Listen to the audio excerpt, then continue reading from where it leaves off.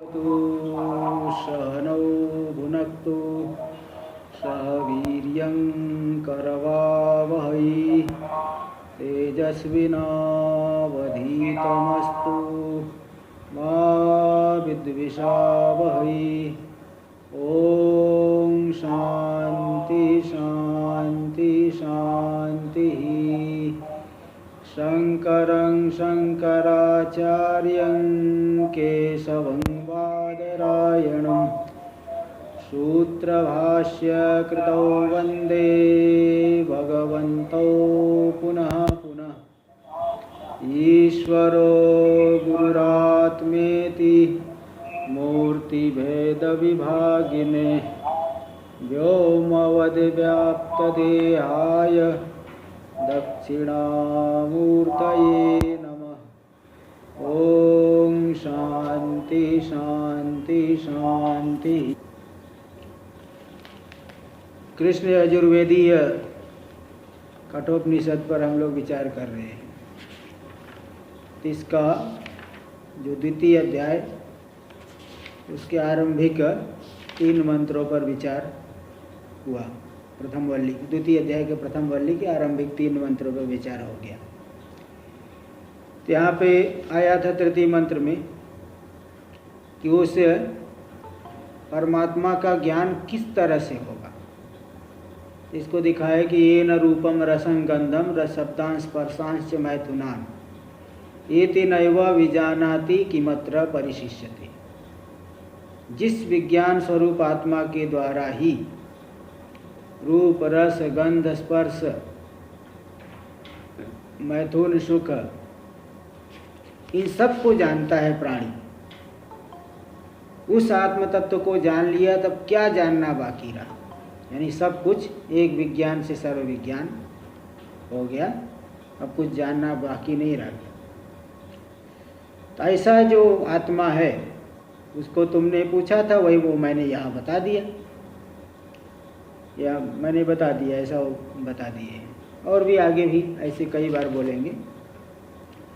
आगे देखिए भाष्य में दे रहे अति सूक्ष्मत्वा दुर्विज्ञेयम। उन्होंने उत्तर तो दे दिया कि जो तुमने पूछा था मैंने बता दिया, तो भी यह आत्मा अत्यंत सूक्ष्म है। अत्यंत सूक्ष्म होने से दुर्विज्ञेय है, जानना बड़ा कठिन है। इसलिए दुर्विज्ञेयमिति मत्वा, अत्यंत सूक्ष्म होने से यह दुर्विज्ञेय ऐसा मान करके एतमेव अर्थं पुनः पुनराह, इसी अर्थ को बारंबार कह रहे। भाई आत्मा आत्मा का ही विज्ञान है, उस आत्म विज्ञान को ही सभी उपनिषदों में बताया गया। कोई 1-2 उपनिषद नहीं, 1180 शाखाओं में 1180 उपनिषद भी है, लेकिन सभी, इसलिए सभी उपनिषदों में सब बताया गया है। तो इसलिए यहाँ भी देखिए, अब क्योंकि बहुत दुर्विज्ञ है इसलिए बारंबार कथन करना पड़ता है, इसलिए चतुर्थ मंत्र में यहाँ दे रहे हैं। स्वप्नान्तं जागरितान्तं चोभौ येनानुपश्यति महान्तं विभुमात्मानं मत्वा धीरो न शोचति। स्वप्नान्तं जागरितान्तं, स्वप्नांतम का अर्थ यहाँ अंत शब्द का अर्थ है मध्य। स्वप्न के मध्य यानी स्वप्न में होने वाले जितने भी विज्ञेय पदार्थ स्वप्न में, क्योंकि देखिए हम लोग जागृत अवस्था से जब स्वप्नावस्था में जाएंगे, प्रतिदिन जाते हैं, तो वहाँ पे अंतःकरण के संस्कारों के आधार पर और सूक्ष्म कर्मों के आधार पर वहाँ एक नई सृष्टि हम लोग रचना कर लेते हैं। तो यहाँ जिस प्रकार के अनुभव किए हैं थोड़ा विलक्षण ही रहता है। कभी कभी आसमान में उड़ते हुए हम लोग मालूम दिखाई पड़ते हैं, कभी पानी में जो है डूब रहे, जल में डूब रहे, कभी अग्नि में है, कहीं जंगल में भटक गए हैं, कहीं शत्रुओं के बीच में पड़े हुए हैं। इस तरह से स्वप्न के जो पदार्थ, अब ये विचार कीजिए को जो स्वप्न के पदार्थ हमको दिख रहे वो कौन जान रहा है। हम तो उन्हीं के बीच में गाय, उन्हीं के बीच में परेशान हो रहे हैं। कभी जंगल में भटक गया देख रहा है, तो जो जंगल में भटका हुआ है वो कौन है और जो जान रहा है वो कौन है ना? तो ये देख सोचना पड़ेगा। भाई जंगल में स्वप्न में भटक गए हैं, तो जो जंगल में भटका हुआ है वो देख रहा है कि मैं जंगल भटक रहा हूँ, पीड़ा पा रहा हूँ, तो कौन है? और ये जो जान रहा है जागृत में आके बताएगा भाई स्वप्न में मैं जंगल में भटक गया था। तो एक ये कौन है? जागृत में बताएगा कौन? और स्वप्न में भटका कौन है? भाई जो जानने में आ रहा है वो देख रहा है, देखने वाला है ना? वे तो स्पष्ट रूप से मालूम पड़ रहा है कि मैंने जाना कि मैंने देखा कि मैं जंगल में भटक गया था। मैंने देखा मैं जंगल में भटक गया, तो इसका क्या मतलब? भटकने वाला अलग है, देखने वाला अलग है। इसलिए वो जो है हमारे अंतःकरण की कल्पना है, सूक्ष्म संस्कारों के माध्यम से, और सूक्ष्म जो कर्म है, स्थूल भोग जो नहीं दे सकते ऐसे कर्म, सूक्ष्म कर्म, तो वहाँ स्वप्न में भी सुख दुख, क्योंकि कर्मों की यही उपयोगिता है। कर्मों के बल से व्यक्ति को या तो सुख मिलेगा या तो दुख मिलेगा।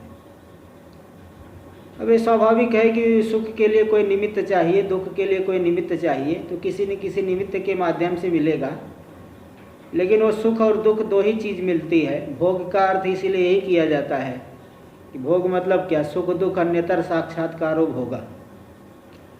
सुख का अनुभव होना अथवा दुख का अनुभव होना, यही भोग है। तो स्वप्न के जो पदार्थ है जो दिखाई पड़ रहे, उसको जो जानने वाला है, इसी प्रकार जागरितांतम, वहाँ से फिर जागृत अवस्था में आ गया। तो जागृत में भी बहुत से पदार्थ दिख रहे हैं, यहाँ का संसार अलग ही दिख रहा है।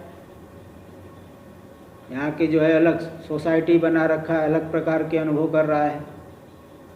चोभव, इन दोनों को ही येन अनुपश्यति, जिसके द्वारा देख रहा है, जिस आत्मा के द्वारा वह जान रहा है, सबका प्रकाशन जिसके द्वारा हो रहा है। तो इसलिए अन्वय येन जाग स्वप्नांतम जागरितांतम च उभौ अनुपश्यति। ऐसा महांतम विभुम आत्मानं धीरो मत्वा न सोचति। धीरो तम महांतम विभुम आत्मानं मत्वा न सोचति। धीर पुरुष, विवेकी पुरुष उस विभु महान आत्मा को, जिसके द्वारा स्वप्न के भी पदार्थ को जाना, जागृत के भी पदार्थ को जाना, दोनों ही पदार्थों को जिस आत्मा के द्वारा जाना, जिसके द्वारा जाना, तो धीर पुरुष उस विभु आत्मा को जान करके शोक से पार हो जाता है। क्योंकि वो स्वरूप में कोई शोक है ही नहीं। ये तो सबका जो दिख रहा है, जिन वस्तुओं से हमें शोक मिल रहा है, वो तो इसका दृश्य है। तो दृष्टा अलग हो गया, अलग करके आत्मा को जान लिया, तो फिर शोक से पार हो गया। तो इसलिए आत्मा का यह दो विशेषण, महानतम विभुम, महान व्यापक है, विभु इसलिए मतलब भीतर बाहर सर्वत्र है। कोई भी पदार्थ ले लो, उसके भीतर भी है बाहर भी है, शरीर के भीतर भी है शरीर के बाहर भी है, इसलिए विभु हो गया। अगर केवल शरीर के भीतर आत्मा रहे तो व्यापक का विभु कैसे होगा? इसलिए भीतर बाहर सर्वत्र है। तो ऐसे आत्मा को जान करके, अनुभव करके, धीरो न सोचती, धीर पुरुष शोक का पूरी तरह से परित्याग कर देता है, कभी शोक नहीं करता। भाष्य में देख लीजिए, स्वप्नांतम यानी स्वप्न मध्यम, अंत शब्द का अर्थ यहाँ मध्य लेना, स्वप्न में होने वाले यानी स्वप्न विज्ञेयम इत्यर्थ। स्वप्न के जो विज्ञेय पदार्थ है, विषय है, उनको जिसके द्वारा जानता है। तथा जागरितांतम यानी जागरित मध्यम, जागृत अवस्था में होने वाले जो पदार्थ है, अंत का अर्थ मध्यम, जागृत विज्ञेयम, जागृत अवस्था के जो विज्ञेय पदार्थ है, अनुभव में आने वाले विषय है, इनको जिसके द्वारा देख रहा है। च उभव,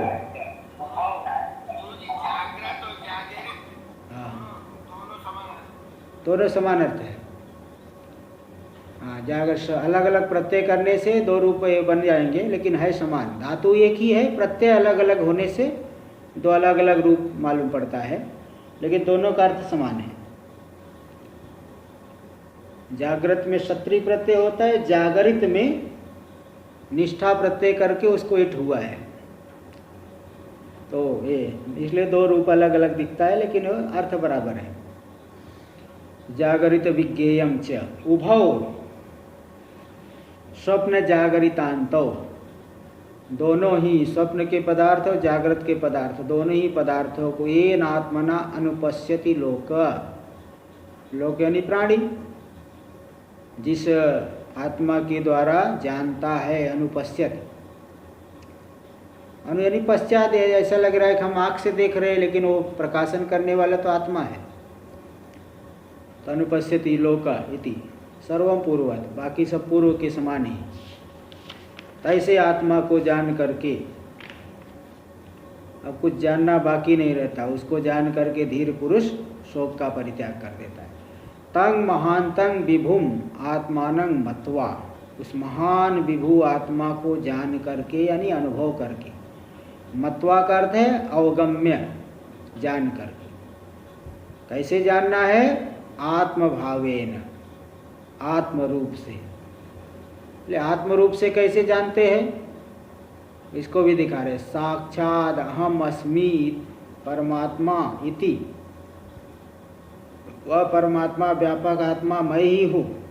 आत्मभावेन साक्षात, साक्षात जान करके, यानी वही मैं हूँ इस तरह से, वह परमात्मा व्यापक आत्मा मैं हूँ, मेरी व्याप्ति सर्वत्र है।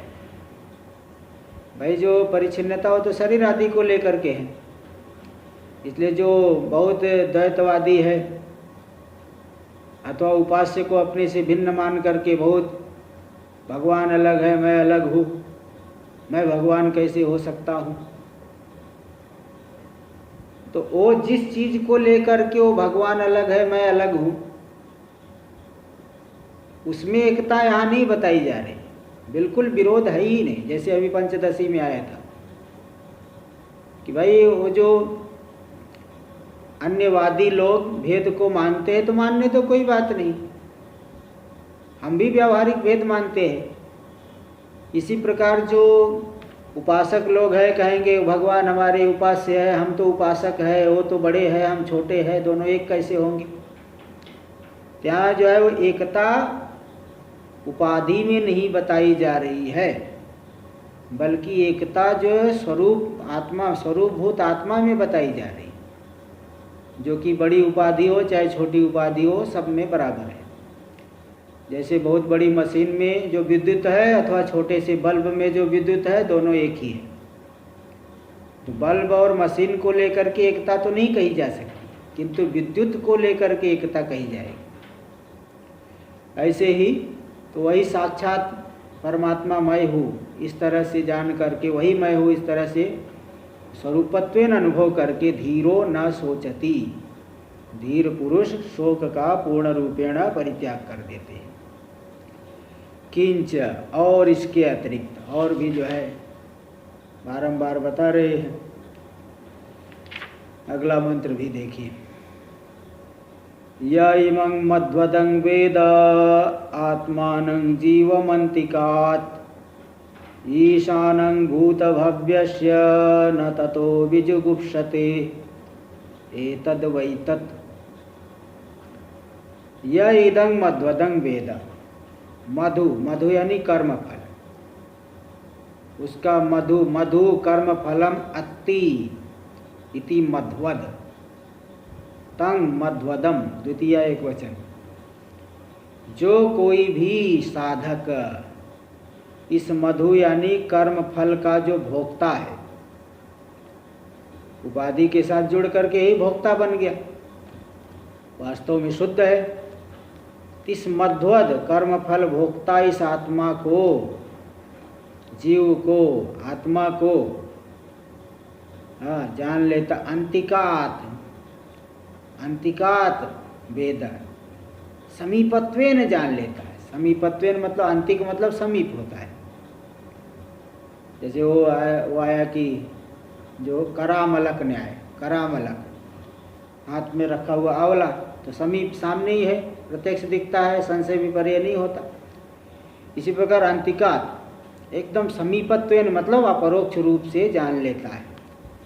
जो कर्म फल का भोक्ता है आत्मा है, वैसा जो जीव, जीव को मतलब कोई परिचय नहीं, इसलिए आत्मा आत्मानम भी अलग से पद दे दिए, परिचय नहीं समझ लेना, उसको अपरोक्षत्वेन जान लेता है। और कैसा है वह? ईशानम भूत भव्यस्य, भूत भव्य, भूतकाल भविष्यत काल वर्तमान काल तीनों कालों का जो ईशान है, शासक है। देखो नचिकेता ने प्रश्न किया था, अन्यत्र धर्मात् अन्यत्र अधर्मात् अन्यत्र अस्मात् कृतात् अकृतात् अन्यत्र भूताच्च भव्याच्च यत्तत् पश्यसि तद्वद। जैसा प्रश्न किए वैसे उत्तर। जो भूत भविष्य तीनों काल का से भिन्न है और तीनों काल जिसमें कल्पित है उसको बताओ।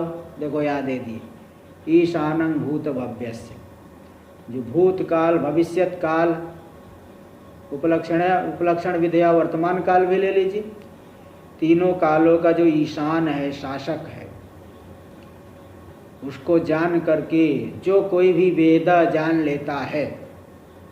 अन्वय इसी तरह से करना, यह इमं मध्वदम जीवम आत्मानम भूत भव्यस्य ईशानम अंतिकात वेद।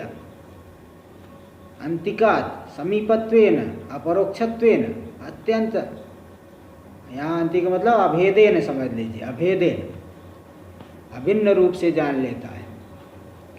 तो फिर उस जानने का क्या फल मिलेगा? न ततो विजिगुप्सते, उस ज्ञान के बल से फिर अपनी रक्षा की इच्छा नहीं करता। मैं बना रहूं, मैं जो है कभी मरूं न, सदा बने रहूं। जो मरण त्रास है, मरण त्रास उसे नहीं सताता, क्योंकि वह अजर अमर आत्मा का अनुभव कर लिया। इसलिए उन सभी सांसारिक भावों से वह ऊपर हो जाता है। न ततो विजिगुप्सते, हाँ, मरण त्रास से रहित हो जाते हैं। एतद वैतद, तो जिस आत्मा को तुमने पूछा था यही वह है जिसको तुमने पूछा था, यही वो मैं बता दिया। भाष्य में देखिए, यह कश्चिद इमम, जो कोई भी जिज्ञासु पुरुष, इमं मध्वदम, ये जो मध्वद है, मध्वद कर्म फल का भोक्ता, मधु यानी कर्म फल, तो मधु अत्ति इति मध्वद तम मध्वदम, कर्म फल भुजम, कर्म फल का जो भोग करने वाला, सुख दुख का अनुभव करने, कर्म फल वही दो ही है, सुख अथवा दुख, उनका अनुभव करने वाला। जीवम, जो जीव है, यानी प्राणादि कलापस्य धारयितारम, जीव का ही मतलब होता है जीवो प्राण धारण है, जीव प्राण धारण है, प्राण का प्राण आदि इंद्रिय समुदाय को धारण करने वाला। अगर जीवात्मा न हो तो शरीर आदि इंद्रिय समुदाय कौन धारण करेगा? सब बिखर जाएंगे। माला में अगर सूत्र न हो तो माला किसी काम की नहीं।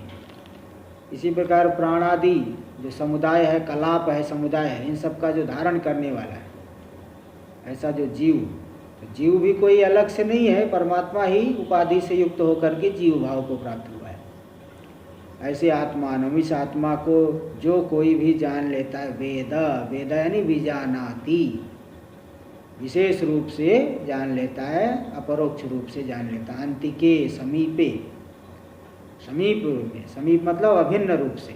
यहाँ समीप कर देना कोई पास में, जैसे दो मित्र बगल बगल में बैठे हैं, चर्चा कर रहे हैं, वैसा नहीं समझना, अभिन्न रूप से।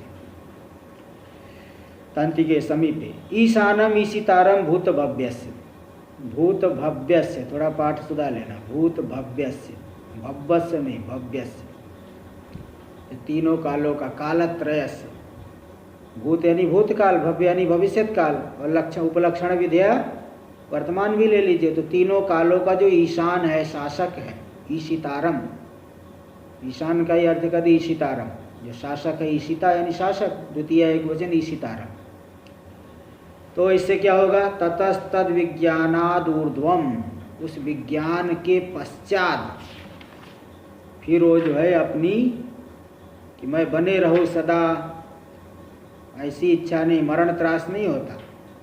आत्मानम न विजुगुप्सते, अपनी रक्षा करने की इच्छा नहीं करता कि मैं न गोपाए तुम इच्छति, गोपु रक्षणे, रक्षा के लिए इच्छा वो नहीं करता।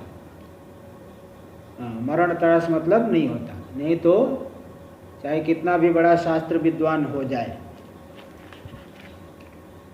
मरण त्रास रहेगा। इसलिए मरण त्रास अभिनिवेश, इसका लक्षण किए योग सूत्र में, स्वरसवाही विदुषोपि तथा रूढ़ो विनिवेश। देखो वहाँ बोल दी विदुषोपि, स्वरसवाही स्वाभाविक रूप से जो होता है, विदुषोपि तथा रूढ़ो विरूढ़ो, जैसे छोटे कीड़े में होता है वैसे विद्वान में भी हो जाता है। मतलब विद्वान मतलब शास्त्र विद्वान लेना, आत्मज्ञानी नहीं, आत्मज्ञानी को नहीं, केवल शास्त्र विद्वान है, निष्ठा नहीं है तो वो मरण त्रास रहता है। तो जो है वो विद्वान, बड़े बड़े विद्वान को भी होता है मरण त्रास। इसलिए न गो, तब यहाँ पे जब आत्मा को जान लिया तब जो है मरण त्रास नहीं होता। न गो पाए तुम इच्छति अभय प्राप्तत्वात्, क्योंकि वो अभय को प्राप्त हो गया, अभय तत्व में स्थित हो गए, अनुभव कर लिए यही स्थिति है। और क्या स्थिति लगी? स्थिति का मतलब ये नहीं कि परमात्मा के सिर पे बैठ जाएंगे, सिर पे बैठना कोई स्थिति नहीं, अभिन्न रूप से अनुभव कर लिए यही स्थिति है। तो अभय प्राप्त कर लिए, इसलिए अब पुनः जो है मरण त्रास नहीं होता। यावद्धि भय मध्यस्थो अनित्यम आत्मानं मन्यति, जब तक भय के बीच में, द्वैत के बीच में स्थित है, द्वैतदर्शी है, भय के मध्य में है, अनित्यम आत्मानं मन्यते, शरीर आदि में तादात्म्य करके अपने आप को अनित्य मानता है, मैं मर जाऊंगा, मैं जिंदा हो जाऊंगा, मैं ये सब मानता है। तावत गोपाए तुम इच्छति आत्मानं, तब तक अपने को बचाने की इच्छा करता है, अपनी रक्षा की इच्छा करता है, मैं बचे रहो, भले ही पूरी दुनिया मर जाए।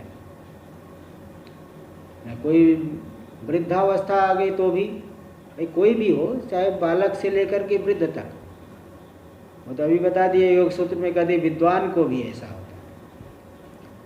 तो इसलिए तब तक वो अपने रक्षा की इच्छा करता है, मरण त्रास होता है, घबराते रहता है, कैसे जो है किसी भी ये न किए न प्रकार ने मुझे कोई हानि न पहुँचे,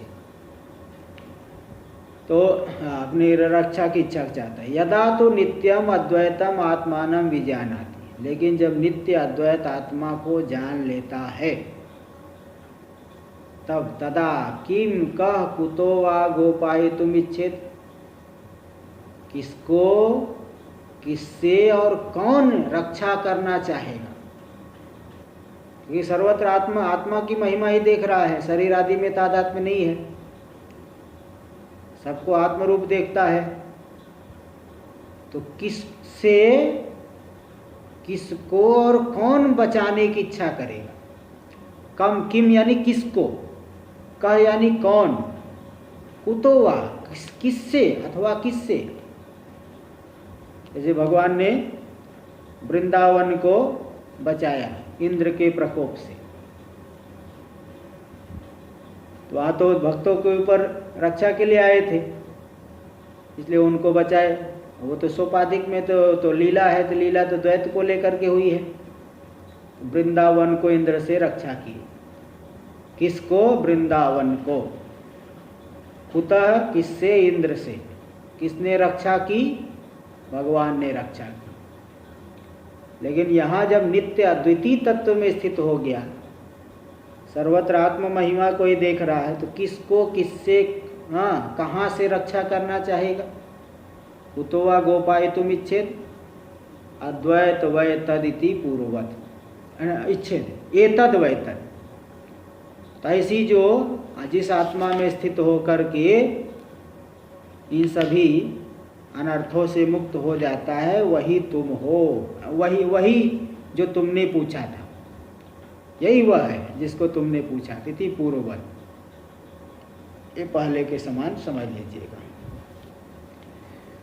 आगे, यह प्रत्यगात्मा ईश्वर भावेन निर्दिष्ट स सर्वात्मा इत्येतद् दर्शयति। जो प्रत्यगात्मा है, सर्वांतर आत्मा है, ईश्वर भावेन निर्दिष्ट, ईश्वर रूप से जिसका निर्देश किया गया। अभी बता दी, ईशानं भूत भव्यस्य, तीनों कालों का वह शासक है, ईश्वर है। शासन तो ईश्वर करेंगे, शुद्ध में तो कोई शासन शास्य भाव बनता नहीं है, तो ईश्वर रूप से निर्देश किए, और वो ईश्वर भी शुद्ध ही है। भाई जो बता दिया था पहले, टोपी वाला शुद्ध देवदत्त से अलग नहीं है। देवदत्त नाम का आदमी है, टोपी पहन के, टोपी खरीदा बाजार में, टोपी पहन के घर में गया, तो भी उसका जो पुत्र है उसको पापा ही बोलेगा, पापा आ गए, पापा आ गए। टोपी पहनने से क्या पापा नहीं रहा, अलग हो गया क्या? टोपी पहनने से कोई ये नहीं कि पापा की जगह चाचा हो गया। वो जो टोपी वाला है वो शुद्ध ही है, शुद्ध से अतिरिक्त नहीं है।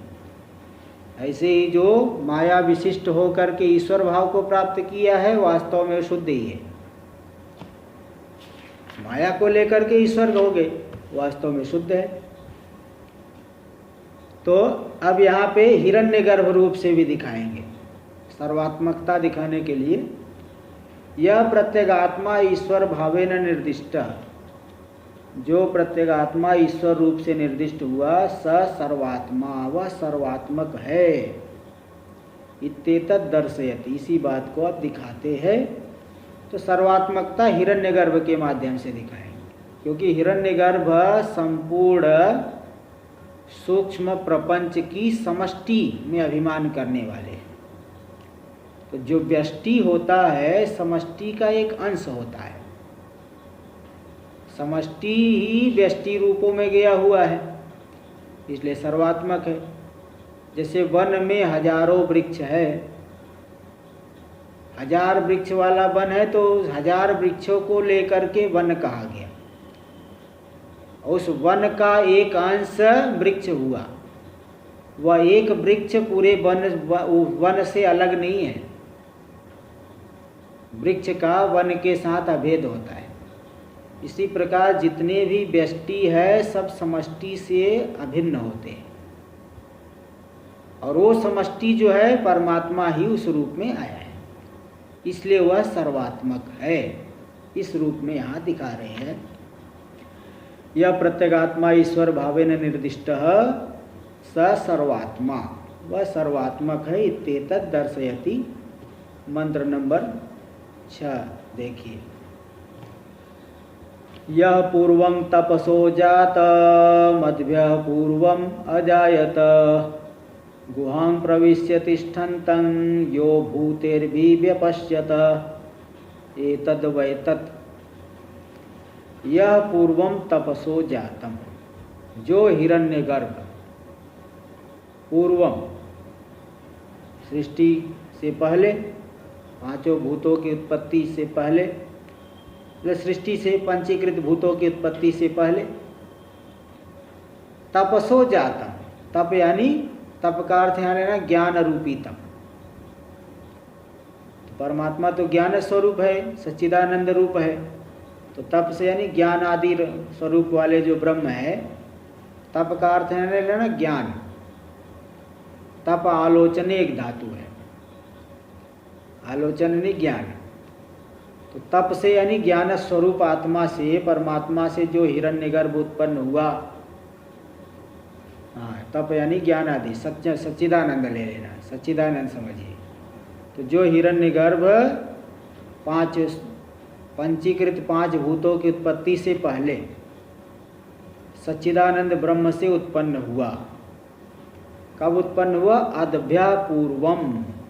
अद यानी जल होता है। आप तो जल से 5 भूतों को ले लीजिए।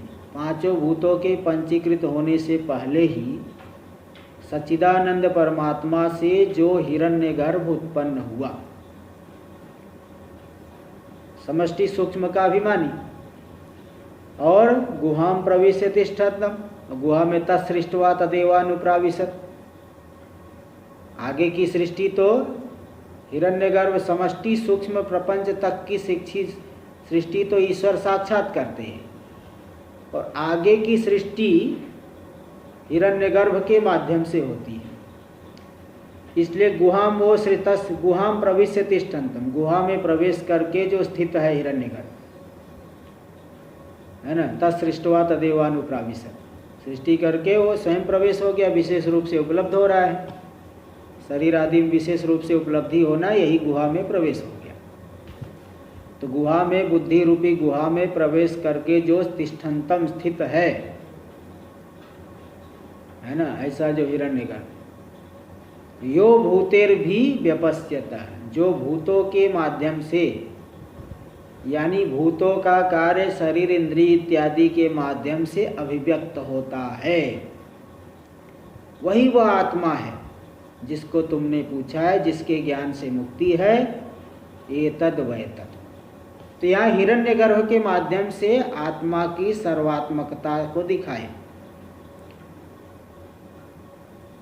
तो हिरण्यगर्भ सर्वात्मक हुआ, अब हिरण्यगर्भ परमात्मा से उत्पन्न हुए, इसलिए वह परमात्मा रूप है। तो इसलिए पूरा जगत भी परमात्मा रूप ही है, ऐसा इस तरह से सिद्ध हो गया, सर्वात्मक सिद्ध हो गया। भाष्य में देखिए, भाष्य में यह कश्चित मुमुक्षु पूर्वम प्रथम, अच्छा एक पंक्ति से टीका, हाँ टीका एक पंक्ति पहले टीका देख लीजिए, क्योंकि अन्वय दिखा रहे हैं ना। अन्वय वैसे मैं सामान्य रूप से बता ही दिया हूँ। यह कश्चित पूर्वम तपसो जातम पश्यति, जो कोई भी तप का अर्थ बता दिया, सच्चिदानंद रूपी जो ब्रह्म, तप यानी ज्ञान रूपी तप लेना।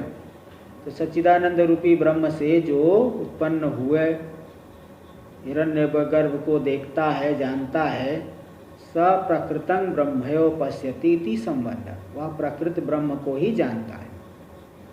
और वो हिरण्यगर्भ कैसा है तो बता दी, भाष्य में आ जाइए। यह कश्चित मुमुक्षु, जो कोई भी मुमुक्षु, पूर्वम यानी प्रथमम, तपसो, तप का अर्थ लेना ज्ञान, ज्ञानादि लक्षणात् ब्रह्मण, ज्ञानादि लक्षण वाले, सत्यम ज्ञानम अनंतम ब्रह्म, सच्चिदानंद ब्रह्म। तो ज्ञानादि लक्षण वाले ब्रह्म से जो पहले उत्पन्न हुआ, उसको जो जान लेगा कोई मुमुक्षु, इत्येतद् जातम उत्पन्नम हिरण्यगर्भम, उस सच्चिदानंद ब्रह्म से जो हिरण्यगर्भ को जो पैदा हुआ है, उसको जो जानता है, वह पहले पैदा हुआ। किससे पहले पैदा हुआ? किम अपेक्ष पूर्वम इत्यादि, इसको बता दिया था मूल मंत्र में कि पंचीकृत पंचभूतों की उत्पत्ति से पहले जो उत्पन्न हुआ है, इत्यादि। देखो, अद्भ्य पूर्वम, जल से पहले, जल केवल जल नहीं लेना, पांचों को ही ले लेना। अब सहितेभ्य पंचभूतेभ्यो न केवलाभ्यो अद्भ्यो इति अभिप्राय, जल के सहित पांचों भूतों से, केवल जल से नहीं, पांचों भूतों से पहले, वो भी पांचों भूत पंचीकृत लेना, एक नंबर टिप्पणी में दे दिए, पंचभूतेभ्येति पंचीकृतेभ्य इति अवधेयम, पंचीकृत पांचों भूतों से ऐसा अवधारण कर लेना चाहिए, निश्चय कर लेना चाहिए। अजायता यानी उत्पन्न हुए, तो ऐसा हिरण्यगर्भ उत्पन्न हुआ। तो यस्तं प्रथमजम देवादि शरीराणि उत्पाद्य, तो जो वह प्रथमज है, सबसे पहले उत्पन्न हुए हैं, और वही हिरण्यगर्भ फिर आगे की सृष्टि की।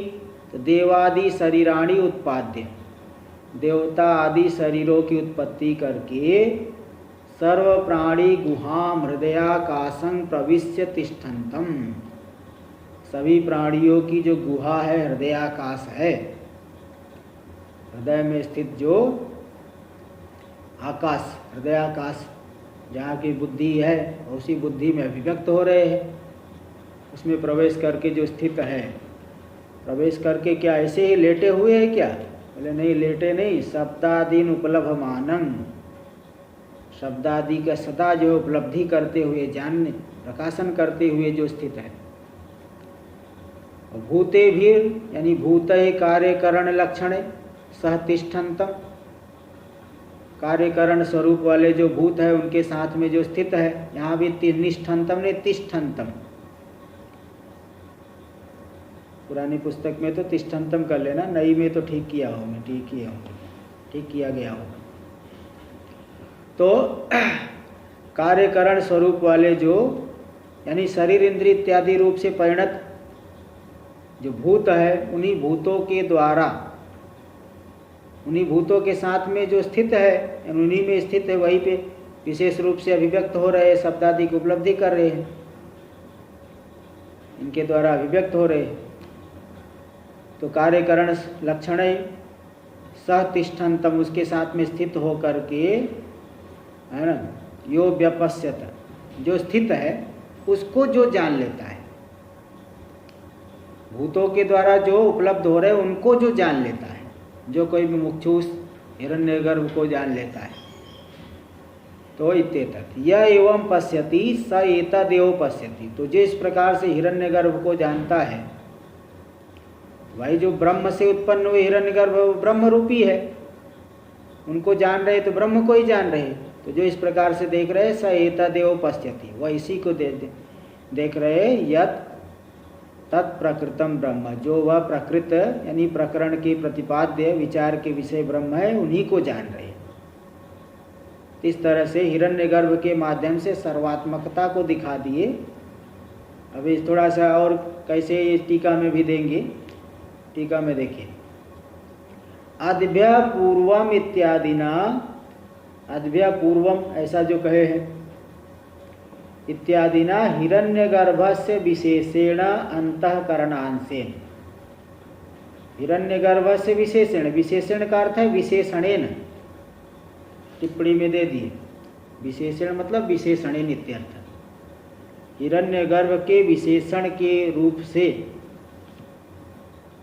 अंतःकरणांशेन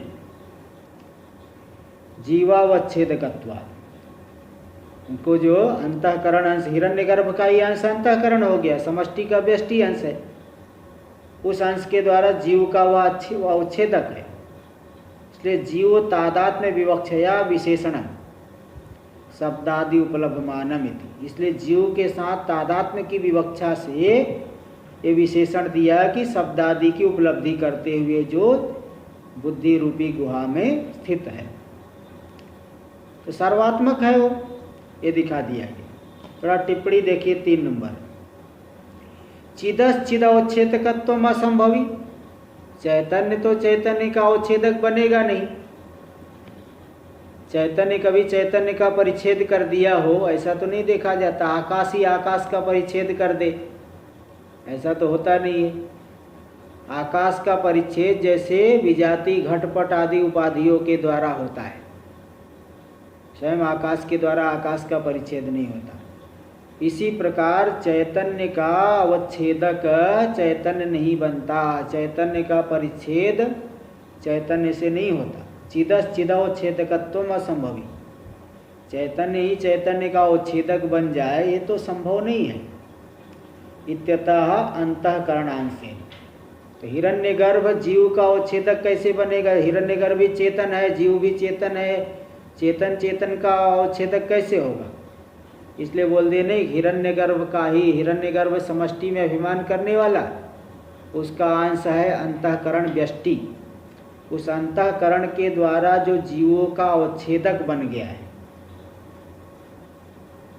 जीवों के साथ तादात्म्यपन्न है, ये सब दिखा दिया गया। देखो आगे दे रहे, इत्यतः अंतःकरणांशेन स्वाभिमान विषय समष्टि लिंगैक देशे नैव, हिरण्यगर्भ का अभिमान किस में है? समष्टि लिंग शरीर में, समष्टि सूक्ष्म शरीर में। उस समष्टि लिंग शरीर के एक देश जो हो गया अंतःकरण, उस अंतःकरण के द्वारा हिरण्यगर्भ ने जीव का अवच्छेद कर दिया। इसलिए तस्य तदवच्छेदकत्वम, हिरण्यगर्भस्य जीवावच्छेदकत्वम, जीव का अवच्छेदक होगा इति भाव। अवच्छेद मतलब काटने वाला, हाँ, उच्छिन्न कर दिया, उच्छिन्न परिच्छिन्न कर दिया सीमा का। जैसे घट के भीतर जो आकाश आ गया, घटावच्छिन्न, घट घट उसका अवच्छेदक हो गए। अवच्छेदक मतलब अलग करने वाले, व्यावर्तन करने वाला, अलग करके दिखाने वाला, उसका अवच्छेदक कहते हैं। इसलिए अवच्छिन्नति विशिनष्टि व्यावर्तयति इति अवच्छेदक, व्यावर्तन करने वाला जो था। तो इसलिए जीव के साथ तादात्म्य की विवक्षा से विशेषण दिया गया कि जो शब्दादि की उपलब्धि करने वाले हैं। हाँ, तो ये इति यदि, इसका 4 नंबर टिप्पणी भी देख लीजिए। हिरण्यगर्भ से जीवत्वम आशंक्य तदंतरेण एवं विशेषणम उत्पादयति। हिरण्यगर्भ ही जीव है, बोले नहीं, ऐसी नहीं, उसके बिना, जीवत्व के बिना भी विशेषण का उत्पादन कर दिए कि हिरण्यगर्भ है समष्टि और उसका एक अंश हो गया अंतःकरण, उस अंतःकरण के द्वारा जो जीव का अवच्छेदक बन गए और जीव के साथ उनका तादात्म्य है, समष्टि व्यष्टि के साथ तादात्म्य है। उसकी विवक्षा से विशेषण दिए दूसरा कि शब्दादि उपलब्ध मानव, शब्दादि की उपलब्धि करने वाले। आगे देखिए टीका में यदि थी, तो यहाँ सर्वात्मकता कैसे दिखाई गई। यस्मात् लोके सुवर्णा जातम कुंडलम सुवर्णमेव भवति। जैसे लोक में सुवर्ण से उत्पन्न हुआ जो कुंडल है, कान में जो पहनते कुंडल, वो सुवर्णमेव भवति, सुवर्ण ही होता है, सुवर्ण से अतिरिक्त नहीं होता। तद्वत् ब्रह्मणो जातो हिरण्यगर्भो भी ब्रह्मात्मक एव इत्यर्थ। इसी प्रकार ब्रह्म से उत्पन्न हुए जो हिरण्यगर्भ हो वह भी ब्रह्मात्मक ही है, और वह हिरण्यगर्भ सर्वात्मक है, यानी परमात्मा भी सर्वात्मक हो गए, इसके माध्यम से दिखा दिए। तो इस तरह से वो सर्वात्मक हो गए, और आत्मज्ञानी उनको जान लेंगे तो सर्वात्मकता का अनुभव करेंगे। और भी देखिए कुछ, हिरण्यगर्भ से वह विशेषणांतरम आह किंचेति, टीका में दे दिए। हिरण्यगर्भ की एक और विशेषण दे रहे हैं किंच इत्यादि के द्वारा। किंच, चलिए पहले मंत्र देखिए, सप्तम मंत्र। या प्राणेन संभवत्यदितिर्देवतामयी गुहां प्रविश्य तिष्ठन्तिं या भूतेर्भिव्यजायत एतद्वैतत्। या प्राणेन संभवति, अदितिर, अदिति तो एक तो प्रसिद्ध है, दिति और अदिति। तो दिति मतलब दैत्यों की जननी, कश्यप ऋषि की 2 पत्नियां दिति अदिति। दिति यानी दैत्यों की माता, और अदिति हो गई देवताओं की, आदित्यों की। अदितेर अपत्यमिति आदित्या, आदित्य देवताओं की जो माता है। तो अदिति, यहाँ अदिति का अर्थ हो वो पौराणिक नहीं लेना, यहाँ अदिति का अर्थ है अदनात अदिति, जो शब्दादि का अनुभव करने वाली है, इसलिए अदिति, आत्मा। अदिति शब्द का अर्थ लेना आत्मा। तो देवतामयी, देवतामयी मतलब वो देवताओं की जननी है, जो शब्दादि का को जानने वाली, शब्दादि का अनुभव करने वाला जो आत्मा है, अदिति है, देवताओं की जननी है, सभी देवता उसी से उत्पन्न हुए हैं। तो या प्राणेन संभवता, ऐसी जो अदिति आत्मा है जो कि प्राणों के द्वारा अभिव्यक्त होता है, उत्पन्न होता है, प्राणों के द्वारा उसकी अभिव्यक्ति होती है, प्राणों के द्वारा। तो गुहां प्रविश्य तिष्ठन्ति, ऐसी जो आत्मा है गुहा में प्रवेश करके, हिरण्यगर्भ रूप से गुहा में प्रवेश करके जो स्थित है। या भूतेर्भिव्यजायत, जो आत्मा भूतों के द्वारा अभिव्यक्ति की प्राप्ति करता है, शरीर इंद्रिय इत्यादि रूप से परिणत जो भूत है, उन भूतों के द्वारा जो आत्मा अभिव्यक्त होता है। तो एतद्वैतत्, तो यहाँ भी देखिए हिरण्यगर्भ के माध्यम से ही परमात्मा की सर्वात्मकता दिखा रहे, यही वह है। तो यहाँ अदिति से उपलक्षित जो शुद्ध लेना, अदिति तो हो गई, आत्मा, अदिति यानी आत्मा यहाँ दी कि शब्द आदि का जो अनुभव करने वाला। तो हिरण्यगर्भ रूप से सभी गुहा में, सभी बुद्धि में प्रवेश करके विषयों की उपलब्धि कर रहे हैं और भूतों के माध्यम से उनकी अभिव्यक्ति हो रही है।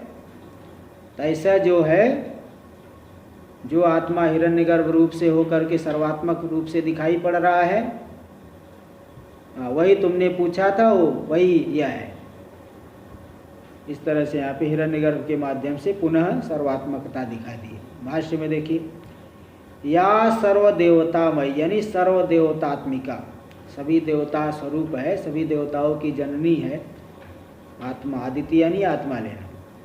प्राणेन हिरण्यगर्भ रूपेण परस्मात् ब्रह्मण संभवति, जो हिरण्यगर्भ रूप से परमात्मा पर ब्रह्म से उत्पन्न होता है। और शब्दादि नाम अदनात् अदिति, और जो आत्मा शब्दादि का आदन करने वाला, भक्षण करने वाला होने से अदिति है, शब्दादि का अनुभव करने वाला है। तांग पूर्ववद गुहाम प्रविश्य तिष्ठन्तिम अदितिम, तो पूर्व के समान जो गुहा में प्रवेश करके स्थित है। पूर्व मंत्र में भी बता दिए कि सभी जो है गुहा में वही स्थित हो करके सभी विषयों की उपलब्धि कर रहे हैं। तो जीवों के साथ तादात्म्य दिखाने के लिए ये बात बता दी। तो यहाँ पे जो गुहा में प्रवेश करके तिष्ठन्तिम अदितिम, जो स्थित है अदिति आत्मा। ताम्यो विशिनष्टि, उसी जो है अदिति आत्मा को और विशेषित कर रहे हैं। या भूतेभिर यानी भूतै समन्विता व्यजायत, भूतों से समन्वित हो करके, यानी भूतों के माध्यम से जो सूक्ष्म शरीर बना, लिंग शरीर बना, उनके साथ तादात्म्य करके जो उत्पन्न हो रहा है। भाई आत्मा तो एक ही है, किंतु नाना प्रकार के उपाधि की उत्पत्ति के माध्यम से सब अलग अलग उत्पत्ति मान ली जाती है। हिरण्यगर्भ भी संपूर्ण समष्टि सूक्ष्म शरीर बन गया, उस उपाधि को लेकर के आत्मा को हिरण्यगर्भ कह दिया। तो मतलब ये स्वाभाविक रूप से उत्पत्ति तो नहीं है, किंतु भूतों के माध्यम से भूतों का जो कार्यकरण संघात बन गया, उसमें तादात्म्य करके उसकी उत्पत्ति, तो तादात्म्य करके अब इसकी उत्पत्ति हो रही थी, ये मान कह देंगे उस आत्मा की भी उत्पत्ति हो गई। इसलिए यही कह दे, या भूतेर्भिर यानी भूतै समन्विता व्यजायत उत्पन्ना इत्येत, जो उत्पन्न हुई है अदिति यानी आत्मा। तो यहाँ भी पूर्व के समान ही ऐसे ही समझना। और भी इसका आएगा, इसको आगे हम लोग कल करेंगे। ओम पूर्णमदः नहीं ओम सहनाववतु सहनौ भुनक्तु सह वीर्यं करवावहै तेजस्विनावधीतमस्तु मा विद्विषावहै। ओम शांति शांति शांति। शंकरं शंकराचार्यं केशवं बादरायणं सूत्रभाष्य कृतौ वन्दे भगवन्तौ पुनः पुनः। ईश्वरो गुरुरात्मेति मूर्तिभेदविभागिने व्योमवद्व्याप्तदेहाय दक्षिणामूर्तये नमः। ओम शांति शांति शांति।